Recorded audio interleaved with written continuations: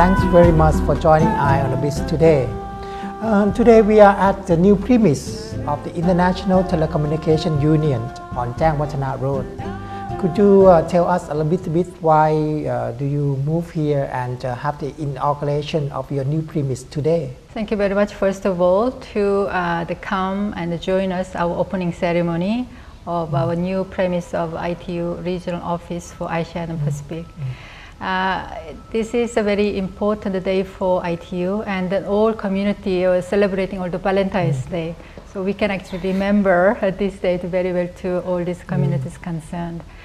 Yes, the reason why we moved to the new premise was thanks to the support and then offer from the Ministry of ICT of the Thailand to share and then actually work closely together to serve better for the development of telecommunication and ICTs to help the countries in our region. Our region has about 40 member states, from Afghanistan till Samoa and all this Pacific. And then also not only at the member states, also we have so-called sector members, including industry, academia, regulators, and so on. So we have multi-stakeholders as members. So this premise is believed to serve better for the need of our memberships. Yeah, now you are very close to the MICT. Exactly. It is just your next door. That's right. How many people, how many staff you have here now? In fact, we have about 10 regular staff here, but this regional office also have some area office based in Jakarta, and also project office in Fiji, and also we have 8 centers of excellence, physical centers and locations. So altogether is a significant number of the staff. So you supervise all those offices? Yes. Okay. Dr. Kim, there will be a major event later this year in November, what we call ITU World. Could you tell Eye on the Biz what is the significance of this conference in November? Yes, I'm very excited to have this event in Thailand, especially in Bangkok. This is called Telecom World, ITU Telecom World, which is known as Olympics in telecommunications ICTs. So the importance is this is not only regional one, which was actually hosted by Thailand several years ago, but this is a world event where we expect the leaders from the government and the industry, even academia, and then so regulators. So they will all gather together to have a networking and then brainstorming, and then also ways forward for the world, the better place for safer and then secure the services to be provided in the telecommunication and ICTs. Is there a theme for this coming event in November? Yes, in fact the telecommunication ICT is very dynamic and then evolving, and then even conversing telecommunication, broadcasting is the internet. So the theme is embracing change in a digital world. So it is the right theme for the right environment in the years to come. Embracing change in the digital world. That's right. So how many people you expect to join the event?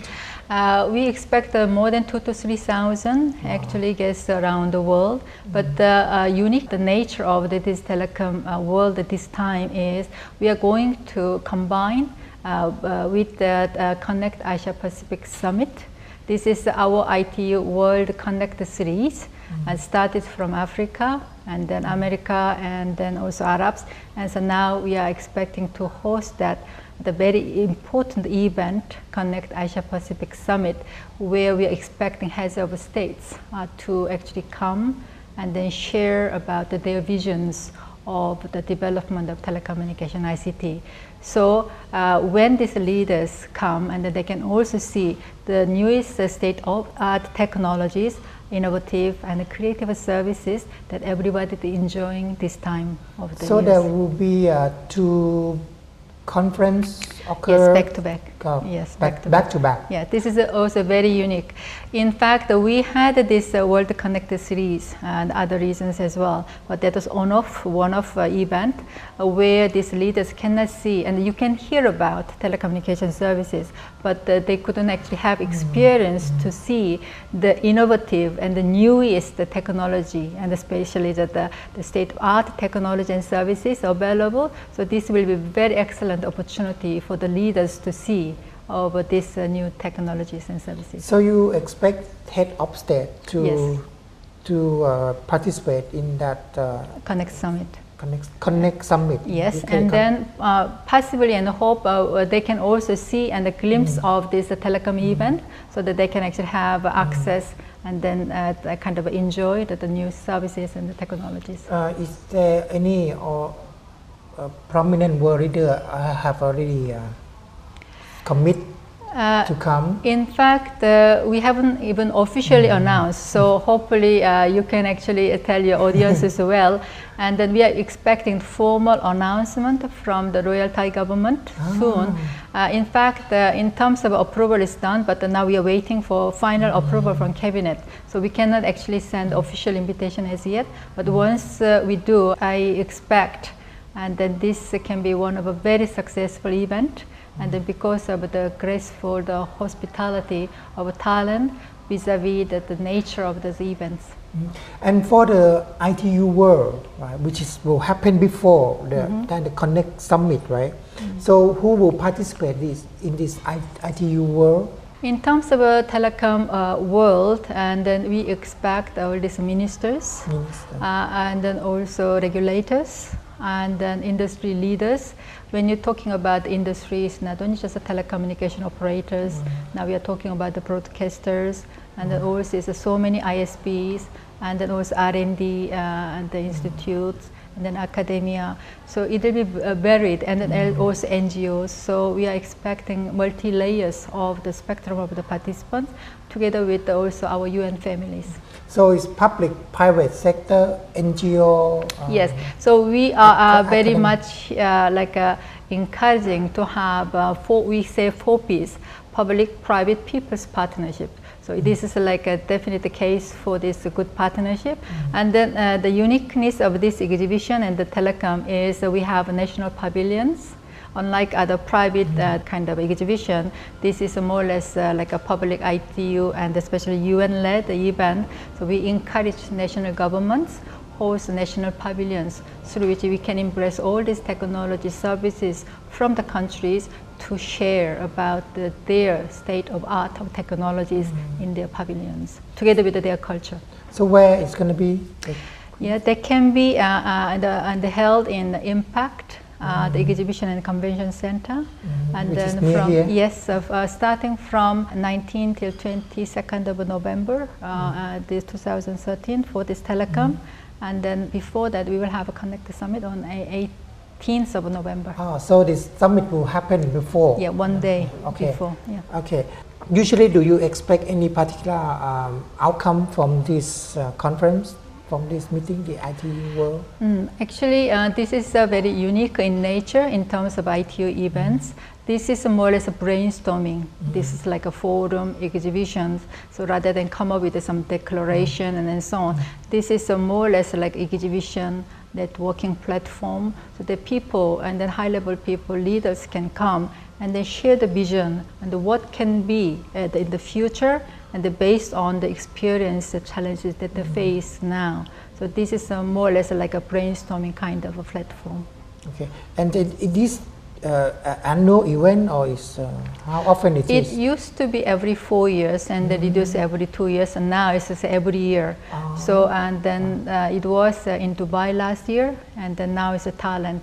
And it's global, right? So all the ministers from the world will attend. Yes, wow. exactly. Okay. Yes, exactly. So the traffic here probably will become very busy. Yes, that's another challenge. But you know, that is another thing. And this year's theme of Telecom and the Information Society Day is telecommunication transportation. So in fact, the ITU is working with other sectors. So ICT can be the foundation for other cross sectors like health, e-health, education, e-education, and the transportation, E or M transportation, and so on. So we call it intelligent car. So we can have an intelligent transportation system. So in the future, we may have less traffic jams, especially in Bangkok. I hope so. And the topic is actually very, very timely here in Thailand, because our regulator, the NBTC, also going to provide license for digital TV very soon, and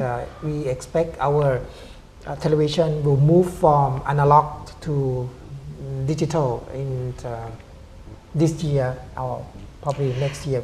Yes, thank you very much for actually raising that issue. In fact, our ITU works very closely with NBTC. In fact, we even formulated a project, and then together with some support from KCC, Korea Communications Commission, and then we are working together to have a roadmap from analog to digital, the migration. So yes, you are right. And then few countries have already switched off to digital, like Australia, Japan, and Korea, just the last year. And then we are looking forward to this smooth migration to digital in the years to come, possibly like the 2015. So yes, that is a very important message, since when you are migrating from analog to digital, there are two big the aspects you can just think of. One is when you actually migrate from analog to digital, there is certain spectrum bands. Nowadays, the spectrum is such a valuable the commodity and the resource. And then this, the band, particularly when moved the analog to digital, we call it digital dividend. With this band, we can have a very good quality of mobile services as well as the broadcasting services. So that we are very much looking forward.